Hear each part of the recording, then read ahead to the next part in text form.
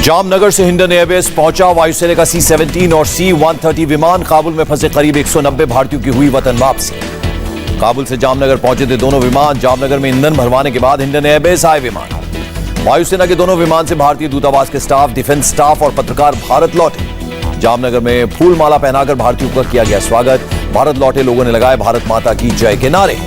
वतन वापसी के बाद भारतीयों के चेहरे पर दिखी खुशी। दूतावास के कर्मचारियों ने कहा, काबुल में बदला माहौल। अफगानिस्तान में भारत के राजदूत ने वायुसेना को दिया धन्यवाद। अफगानिस्तान में रहने वाले भारतीयों से दूतावास में रजिस्ट्रेशन कराने की अपील भी की। विदेश मंत्रालय का बयान, काबुल में मौजूदा हालात को देखते हुए पहले भारतीय राजदूत और बाकी स्टाफ को निकालने का हुआ फैसला। अफगानिस्तान में फंसे भारतीयों को पूरी तरह सुरक्षित जगह पर रखा गया।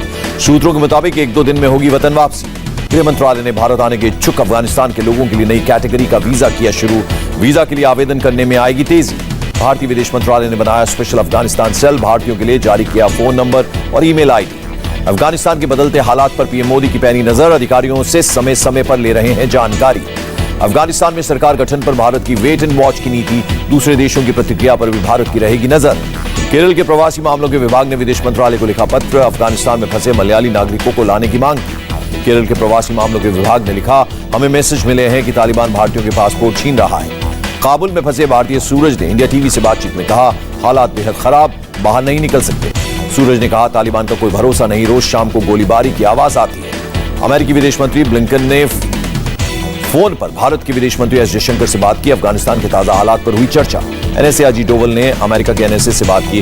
काबुल में फंसे भारतीयों की सुरक्षा को लेकर हुई बातचीत। तालिबान पर सपा सांसद का हैरत अंगेज बयान, हमारे देश ने ब्रिटेन के खिलाफ आजादी की लड़ाई लड़ी, अब तालिबान अपने देश को आजाद करना चाहता है। काबुल में राष्ट्रपति भवन पर फहरा रहा है अफगानिस्तान का झंडा। तालिबान ने लागू किए अपने नियम कानून। काबुल के एक नागरिक का बयान, लोगों के डर को दूर करने के लिए अफगान के लोगों को संबोधित करे तालिबान। काबुल के नागरिक ने कहा, अफगानिस्तान के विकास के लिए काम करे तालिबान, महिलाओं और लड़कियों के डर को दूर करे। तालिबान ने सरकारी चैनल को दिए इंटरव्यू में पूरे अफगानिस्तान के लोगों को माफी का किया ऐलान। लोगों से काम पर लौटने के लिए कहा। तालिबान ने कहा, महिलाओं को डरने की नहीं है जरूरत, महिलाओं को नहीं बनाएंगे निशाना, सरकार में शामिल होने के लिए कहा। तालिबान ने अपने लड़ाकों के लिए जारी किया फरमान, किसी के घर में घुसकर तलाशी न लेने के लिए कहा। अफगानिस्तान में सत्ता परिवर्तन के लिए बातचीत शुरू। तालिबान नेता आमिर खान मुत्ताकी के पूर्व राष्ट्रपति हामिद करजई और अब्दुल्ला से बातचीत करने की खबर। सोमवार की अराजकता के बाद आखिरकार ऑपरेशन के लिए खुला काबुल एयरपोर्ट। अमेरिकी सेना के मुताबिक पहले C-17 विमान ने की लैंडिंग। काबुल से दहशत में लोगों का भागना जारी है। अमेरिका के C-17 विमान में 640 लोग अफगानिस्तान से हुए रवाना।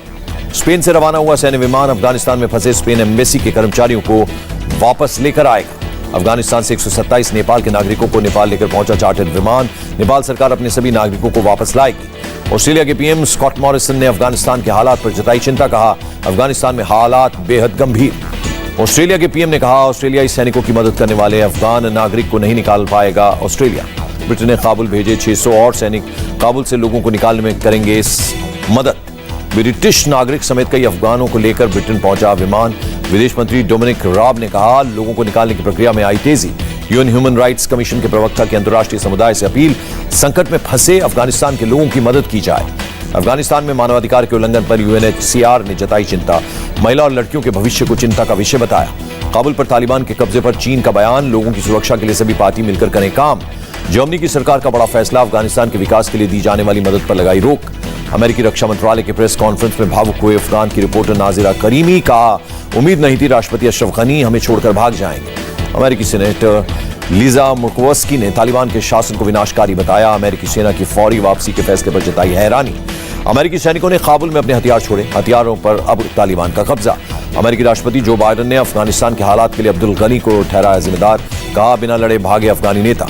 बाइडेन ने अफगानिस्तान संकट पर तोड़ी चुप्पी। भारतीय समय के मुताबिक रात 1:30 बजे राष्ट्र को किया संबोधित। कहा, मैं अपने फैसले पर पूरी तरह कायम। जो बाइडेन ने कहा, ताजा घटनाक्रम से अफगानिस्तान से सैनिकों को बुलाने का फैसला सही हुआ साबित। अमेरिकी सेना ऐसे युद्ध नहीं लड़ सकती जो अफगान फोर्स लड़ने को तैयार नहीं। बाइडेन ने कहा, अतीत की गलतियां नहीं दोहराएगा अमेरिका। अंतिम समय तक जंग लड़ना अमेरिका के हित में नहीं। अफगानिस्तान आर्मी पर बोले जो बाइडेन। कहा, 3 लाख जवानों को ट्रेनिंग और हथियार दिए। ये संख्या नाटो के कई देशों से अधिक। जंग लड़ने की नहीं दे सकते इच्छा शक्ति। जो बाइडेन ने तालिबान को दी चेतावनी, अगर लोगों को निकालने की मुहिम में अड़चन डाली तो दिया जाएगा करारा जवाब। ट्विटर के प्रवक्ता का बयान, ट्विटर के जरिए मदद मांग रहे हैं लोगों की सुरक्षा ही हमारी पहली प्राथमिकता। ट्विटर के प्रवक्ता ने कहा, ट्विटर नियमों का उल्लंघन करने वाले कंटेंट की समीक्षा जारी, हिंसा और स्पैम को प्रमोट करने वालों पर कड़ी नजर। और फेसबुक ने तालिबान पर लगाया बैन, कहा तालिबान आतंकी संगठन, तालिबान से जुड़े अकाउंट पर रहेगी रोक।